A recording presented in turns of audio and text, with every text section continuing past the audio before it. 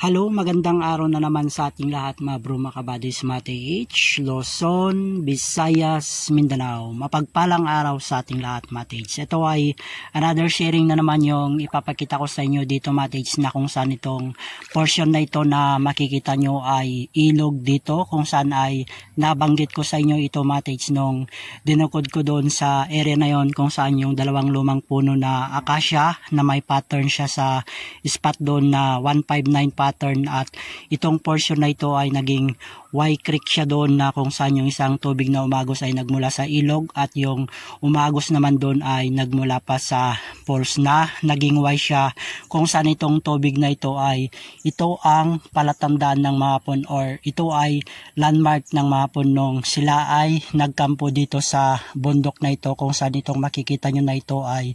ilog ito na patungo doon sa area sa baba, kung saan ay diretso doon sa baba matage, na kung saan itong tubig na ito matage pag tuwing malakas ang ulan ay malakas din ang agos dito. At dito sa portion na ito ang ipapakita ko sa inyo matage, na kung saan ito ay ginawa nila na sign marker dito matage, na kung saan itong makikita nyo ito matage na malapad ito, na kung saan ay meron tayong makikitang malaking hole dito. Ang hole ay sumisimbolo na may tunnel dito matage, na sinasabi itong hole na ito, kung saan ang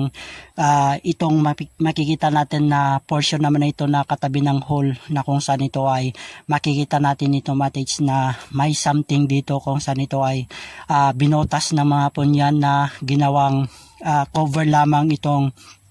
portion na ito, kung saan ay mapapansin natin itong portion na ito ay binotas nila, kung saan ito ang kinover nila, at kapansin-pansin ito matage na may halong cement ang ikinover nila dito matage. Maaring ito sa portion na ito, kung saan itong hole na ito matage ay sumisimbolo ng tunnel. Maaring dito sa portion na ito ay may entrance ng tunnel dito matage, or dito sa portion na ito kung saan ang makikita natin na naka B-shape dito, na kung saan ay meron siyang hole doon sa ibabaw niya, ay ito ang sumisimbolo na may tunnel dito sa portion na ito, na vertical tunnel ang pinapahiwatig nito, na ito ay straight tunnel na papasok sa bundok matage, kung saan ito ay makikita nyo ay malapad dito na papasok yung tunnel sa bundok matage, na kung saan itong malapad na ito ay kapansin-pansin ito na ito ay palatandaan nila na may nakatago dito na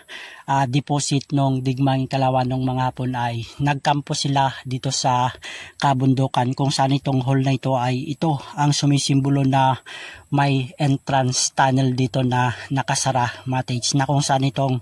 portion na ito matage ay talagang may spot din dito. Maaring ito matage ay binotas nila ito, at sa ilalim niya matage ay maluwang yung ilalim niya, at yan ay hinarangan lamang nila, at ito na ay pinaka cover niya itong bato na ito, kung saan ay malapad dito na makikita nyo na may mga nakaukit-ukit dito na palatandaan nila na dito nga ay may nakatagong kayamanan nung digmang ikalawa. Kaya itong portion na ito matage ay malapad yan na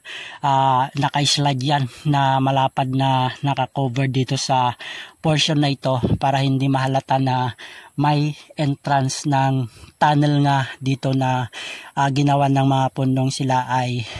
nagkampo dito sa ating bansang biblical opier noong digmaang ikalawa. At sa lahat ng mga takes natin dyan, ito ay napakagandang sharing na naman yung isiniri ko sa inyo dito mga takes, na makikita nyo itong area na ito ay ilog, na kung saan ay yung ilog na ito ay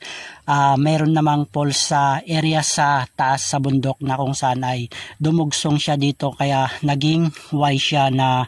tubig na mula sa ilog at tubig mula sa creek na nagmula pa sa falls na dumiretso dito sa portion na ito, kung saan ay ito ang landmark ng mga hapon, or ito ay palatandaan ng mga hapon na nandito ang isa sa entrance ng tunnel na ginawa nila, ngunit ay nakasarado dito sa area na ito matage. More tiyaga lang sa ating lahat, good luck sa ating lahat, at sana nawa lahat tayo matage ay magtagumpay na makahanap ng bird treasure na iniwan ng mga punong digmaang ikalawa.